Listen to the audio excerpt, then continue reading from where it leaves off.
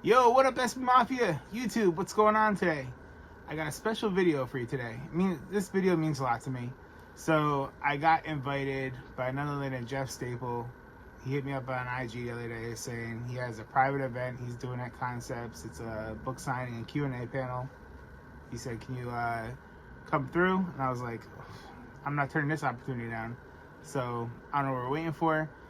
Please hit that like button, subscribe, and let's get on our way to the city. All right, I'll see you when we get there. Peace.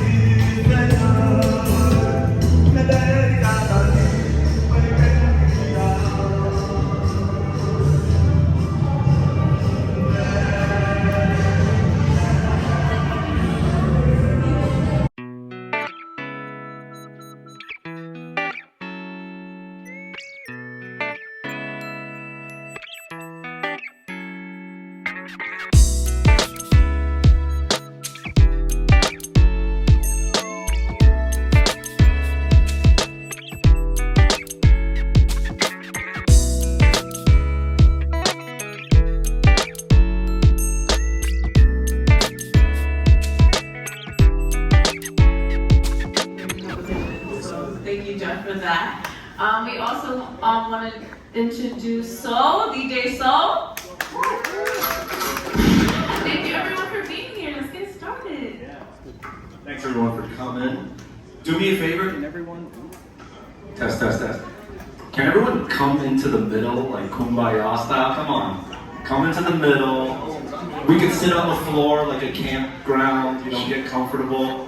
Or your seats as well. Come on in. Should we turn the lights down a little bit? So you guys come in too. Let's do this. So I want to thank you guys for coming as well.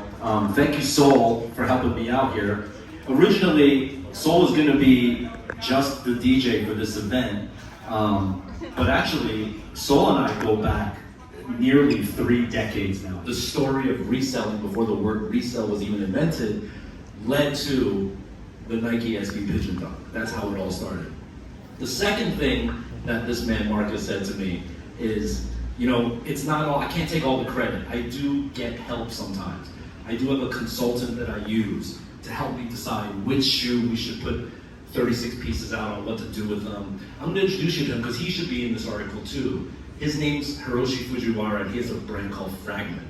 And that was the first time on that trip that I met Hiroshi as well. So those 2 events changed the course of my life, So now we segue into the Nike era, if you're ready. To 2001, yeah.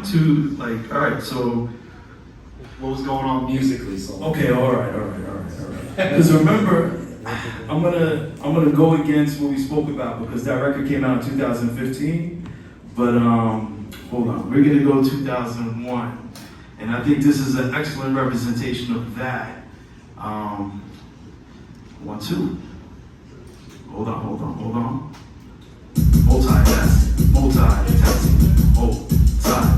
Started with a couple of other projects that we did, like the Nike Air Rift, the Cortez, the Navigation Pack, the Nordic Pack. I think all of these were like nearly 10 different pairs of shoes that were done before. So I mentioned earlier that, when I started Staple, the word street culture hadn't been born yet.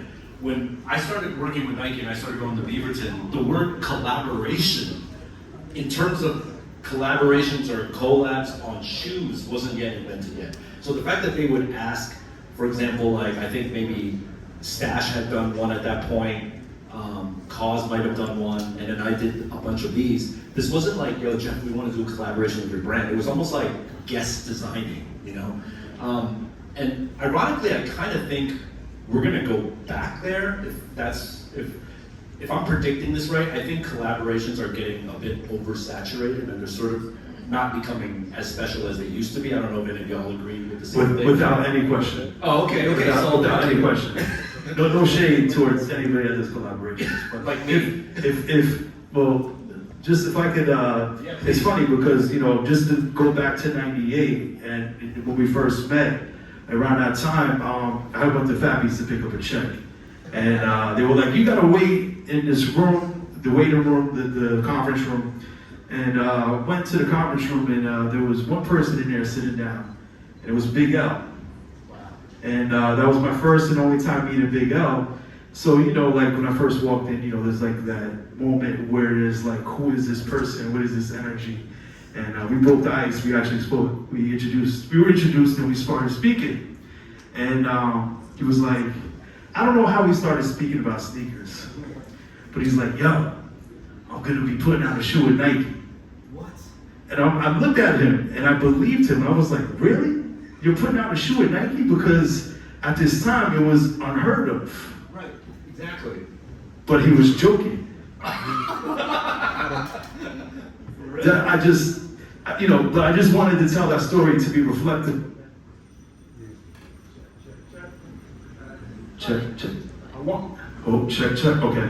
I wanted to tell that story because it's very reflective of that time. You know, like he was an unsigned artist, but like making your point, it was no collaborations. Exactly. But this random ass rapper from, not a random ass rapper, but this amazing talent from Harlem, part of the DITC, told me that he was putting out a sneaker, and I actually believed him. But in the back of my mind, I was like, there's no fucking way.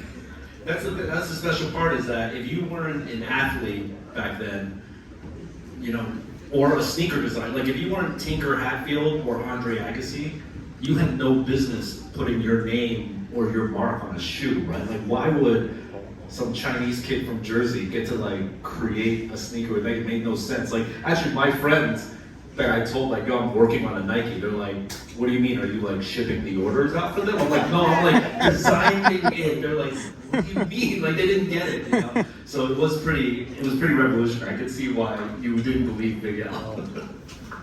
So, yeah. And also around that time, we just paid Andre 3000, and I went against the grain, and I know I wanted to play, you wanted the song with Erykah Badu, but just to touch base on that era, yes, or that 2000, 2001, Erykah and Andre 3000, I believe, were still together as a couple before she started dating Common.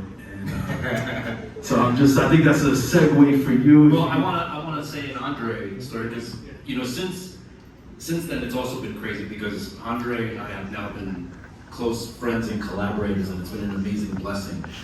We met on a project because he did a sneaker deal actually with a company called Tree Torn. It's like a whole tennis brand. And the company that owns Tree Torn needed like a translator between the language that Andre 3000 speaks, which is not necessarily always like normal English, it's more like space English, you know, and they needed a translator between Andre and the footwear company to like understand his design philosophies. And so they brought me in, and I think, you know, I'd like to think that Andre was equally excited to work together as well. And since we met on that project, we've now done a ton of things together. I actually helped design a lot of the things on his new album tour that he's doing all around the country, the Flute album, if you will. But just working on like the visuals and everything with him has been incredible. And then, like you mentioned, Erykah Badu at this time was just on the cover of the Vader magazine. We put out a magazine out of our store, Read Space, called Read Pages, and Erykah Badu was on the cover of that magazine as well. So she's been a real supporter ever since day one. But it's dope to just have hip hop musicians and artists who were so influential to me and the starting of Staple to then come full circle and now being able to work with them. And we got a great segue. I think we're gonna go into. Let's go into I believe this is 2002. 2002, yeah, 2002. Hold on, oops. Bear with me. Yes, Nas the legend. A funny story about Nas. You can close the book if your fingers getting tired. If you look at Nas's album covers, he always has a pigeon hidden somewhere in his album artwork. Sometimes it's on the front, sometimes it's in the liner, or sometimes it's in the back. And the man is obsessed with pigeons. And a lot of people don't know this, but Nas and I went down a path that lasted about a year and a half where he tried to buy Staple and be my partner. And that conversation lasted a year and a half. I remember, you remember the Khalees days? Oh, that was 2003. Yeah, actually, when they first started dating, I had DJ'd the album release party For Khalees? for Khalees's album Tasty. That was 2003, and yeah, I remember Khalees showed up with Nas. Sometime towards the end of the party, you know, there was alcohol being consumed, people were having a great time. And I guess somebody was bothering Khalees or being aggressive with her. Nas didn't take too kindly to that, so he ended up hitting the guy in the head with a champagne bottle. Of course, hip-hop shit. But yeah, Nas and I spent a lot of months negotiating a deal for him to be partner in mine and Staple. It didn't happen, obviously, but it was a good lesson. It was actually really worthwhile for me in my life because in that time that we were negotiating, I got to go on like 5 different tour stops with Nas, and I got to see how the man works and writes and prepares and everything, and it was fucking a blessing because I grew up on Illmatic, you know, in one mic, and it was just amazing to now be in a room with him, really intimately, like in one room with just him as he was like about to go on stage, and then after a show, how he would act and everything, and it was just professionalism at its best. It was just amazing. So it didn't work out. It was a life lesson because his lawyer at the last minute, and I think I can say this now, we're well past the statute of limitations on it, but his whole thing was basically like, you and Nas are gonna be partners, you're gonna do this thing together, your brand, you know, we're gonna build it together, but at the end, you know, sometimes in business things don't work out, right? But Nas is gonna be giving a lot to like invest in this brand. Not even money, but more so just like face and celebrity. So if it doesn't work out, Nas will get the Pigeon and Staple at the end. And I was like, but I created the Pigeon and Staple, so that doesn't really make sense. And so, you know, we went back and forth on this one, I call it a deal breaker point, and that word is often overused, but this literally was the deal breaker point. Like I could not be like, Nas could have been like in 1 week after we signed, like, yeah, I'm not really feeling this, so I get the logo and I get the brand, you know, so I wasn't having that.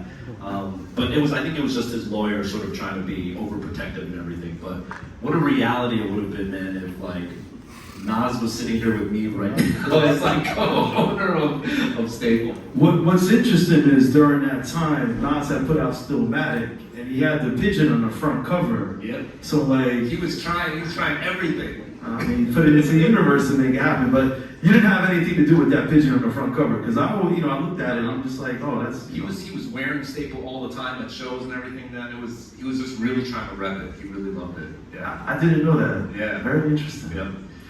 So I want to bring it to modern day era pretty soon. I know people must be getting tired. It's 8:05, so why don't we'll do a quick mix. Here, we'll take it to 2005 and then we'll zoom to 2008. So take it to ATL.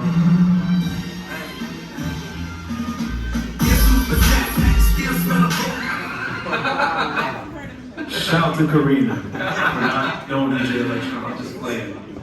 No, but Jay is amazing because he's really representative to me of not only a great era in hip hop, but also, you know, if you guys follow, the thing about Jay is that he's probably touted as one of like the greatest living MCs of all time, comma, that can't really put music out, right? And can't output, right? And then people are laughing, but it's like, that's really what, he's put out one full album, I think, since he's been signed. He put out 2. He put out the album with JayZ. Yeah.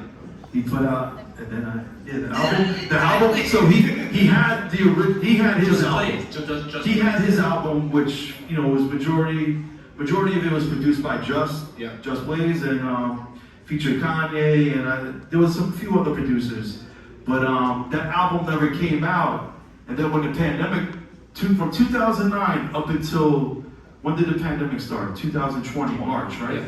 I think a month or 2 into the pandemic, an album finally dropped, but it wasn't that album. It was a collaboration album with JayZ, which I mean isn't bad for a debut album from an artist, But the album came out I think about 2 years after. I don't know if it was like leaked, or I think it was leaked, and then after that they decided to put it on streaming sites, just to capitalize off the leak. Yeah. But it's an example to me of an artist that can't output enough to supply the demand. And I think one thing that I've always tried to do as an artist is, even though I respect Jay Electronica so much, I wanted to be the artist that like can output work. You know what I mean? That makes work accessible. People can get their hands on it. People who are fans can actually absorb it. And there's nothing wrong with doing it the other way. You know, there's the other way you can do it, where like whether you're a creator, a brand, or an artist, you sort of make your work inaccessible, difficult to get, and you sort of build up that hype machine of trying to get the work. But I just went about it a different way, and I wanted to show that musically through Jay Electronica, and then I wanted to also show, maybe this is a good segue into the opposite of that. it was also a transition musically.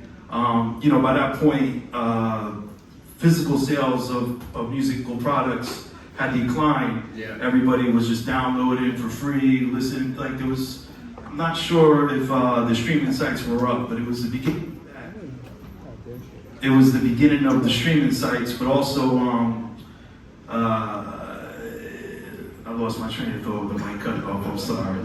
It also represented the beginning of it represented the beginning of the blog era, which was essential to the change and a new wave of artists coming from Wale to Kid Cudi. Yep.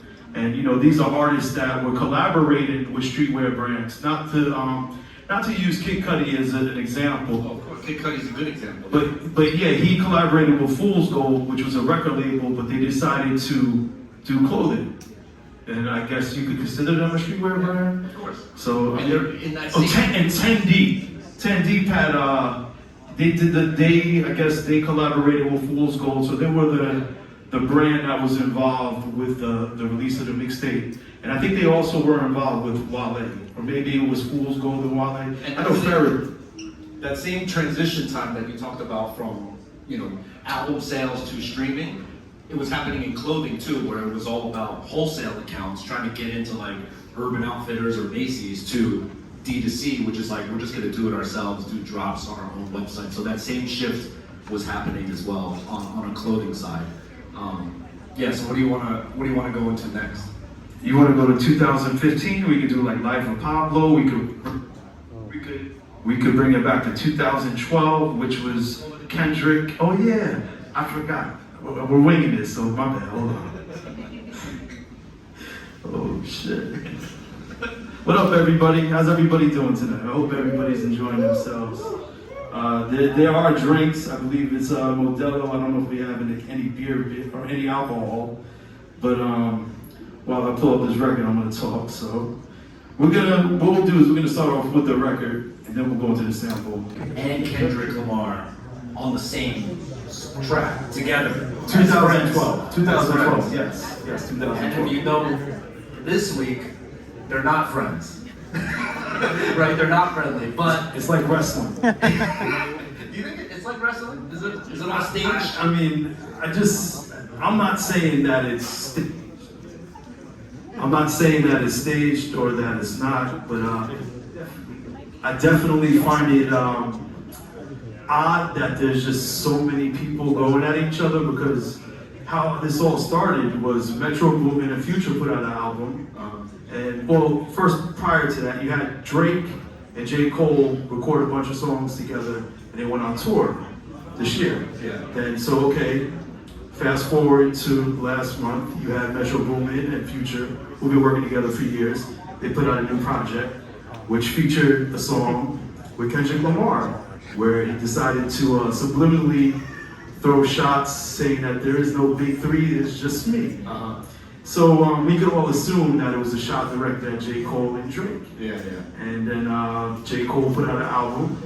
Well, before J. Cole put out the album last week, or last Friday, Drake was on tour, and he blew up a bobblehead of Travis Scott, and he blew it up on stage. So I mean, as far as I know, Travis and Drake, I mean, they have tons of songs. They all have tons of songs together. Yeah. But it's just like a domino effect. Right. It's like, okay, this is happening, this is happening, this is happening, this is happening, It's this is so- happening. yeah, so it just feels a little too coordinated. Right, You know, right, right. so, but not to say that it isn't true, but you know, I Yeah. wouldn't be surprised if this is staged. Right, right. And you know, to help album sales, because we're in a day and age where album sales are struggling, Yeah. especially for hip hop. This is one of the worst times right now for hip hop sales. So. But if you come off like what I was just saying about Jay Electronica to Drake and Kendrick, probably the two most highest outputting, financially successful artists, I always look at those two comparisons as like, you know, do I become an artist that like is withholding about what I put out and trying to be scarce about it, or do I become an artist that tries to match output with demand as much as possible, you know? So I think anybody in this room who is a creative probably needs to wrestle with that at all times, especially in this day and age where the act of creation is literally turning your phone on and just pointing it at yourself, right? Content creation, let's make content. So when is content too much? When do you need to pull back? When do you need to step it up? And that's why I wanted to sort of have Soul put on those two contradictory artists of like Jay Electronica versus Drake and Kendrick, you know. But yeah. Should we play the record? Does it give people context? Which record? The Future featuring Kendrick, which you know. Oh, if you want, yeah, we could fade out a little bit. Let me just cut to. And so I know there's people in here that remember this time. But Jeff, my question to you was, what are your thoughts? Because by 2005, you were already like in the game, you know, you already did the t-shirt thing, right? So at 2005, Young JayZ drops the snowman shirts.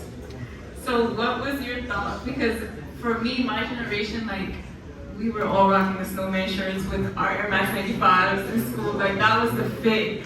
So for you, what were your thoughts, like, in the new generation in 05 when those t-shirts dropped?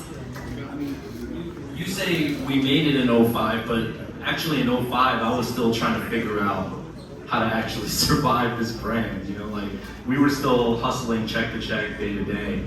And speaking about the snowman shirt, we actually collaborated with, I don't know if you guys remember a store named A-Life, but for our 10th anniversary, we actually did a collaboration with A-Life, and the A-Life guys did a riff on the snowman shirt, but instead of the snowman, it was 3 pennies. It was like 3 coins making the snowman. I still have that shirt. I still have that shirt. You do? I still have that shirt. That was a classic. The 3 pennies? The 3 pennies, exactly. Jeff, can I interrupt for one moment? Yeah.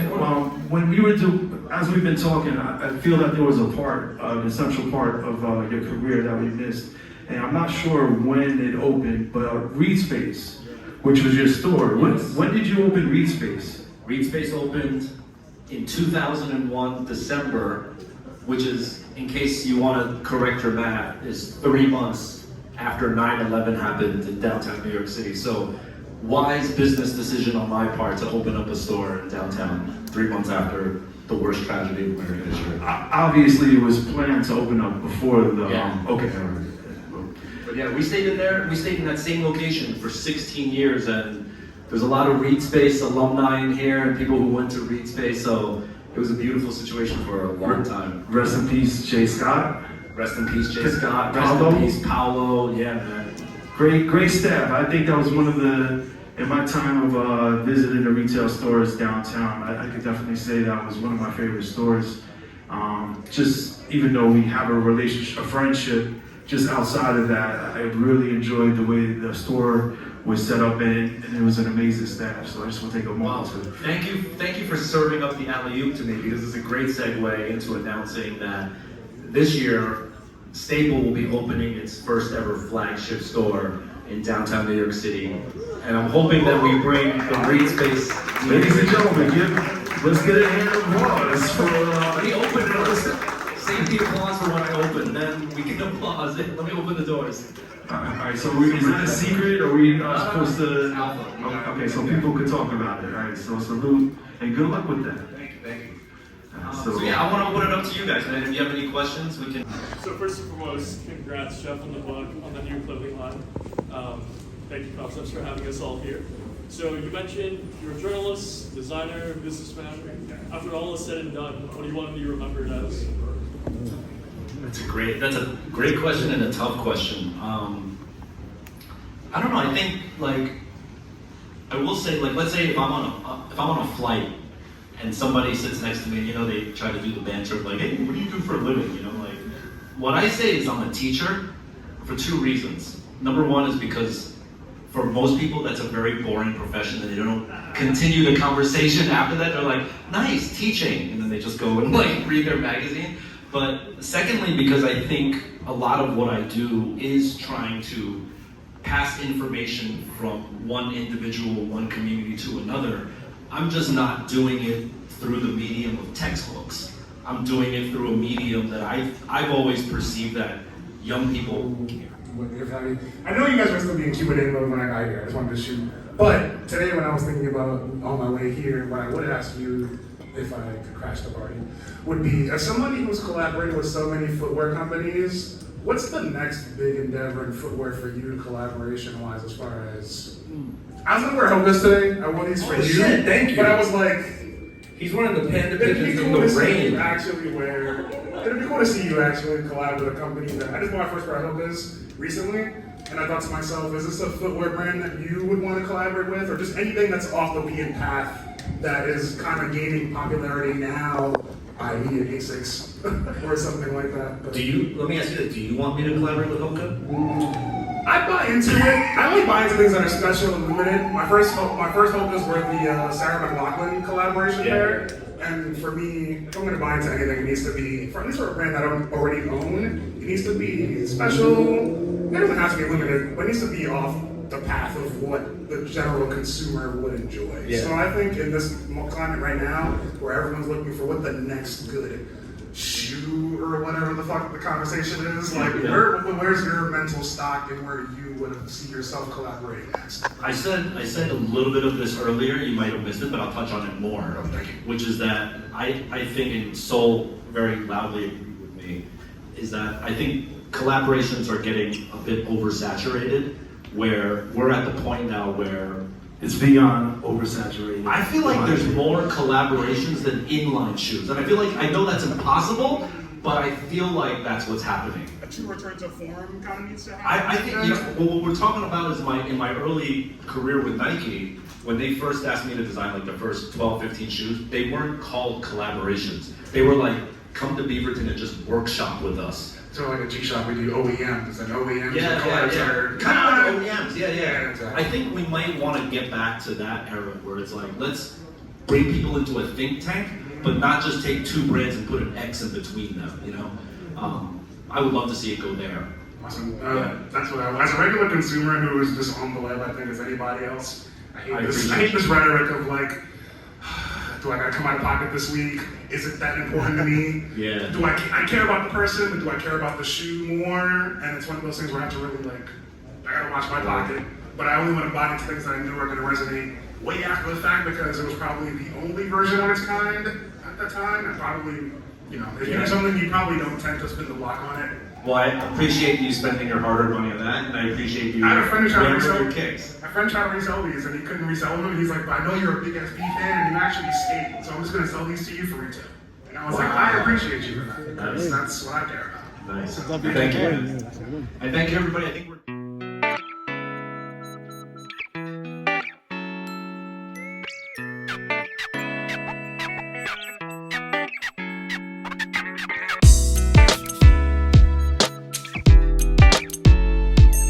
Thanks for watching the video. Hit that like button, subscribe to the channel, join SB Mafia, hit that bell notification so you know when we go on.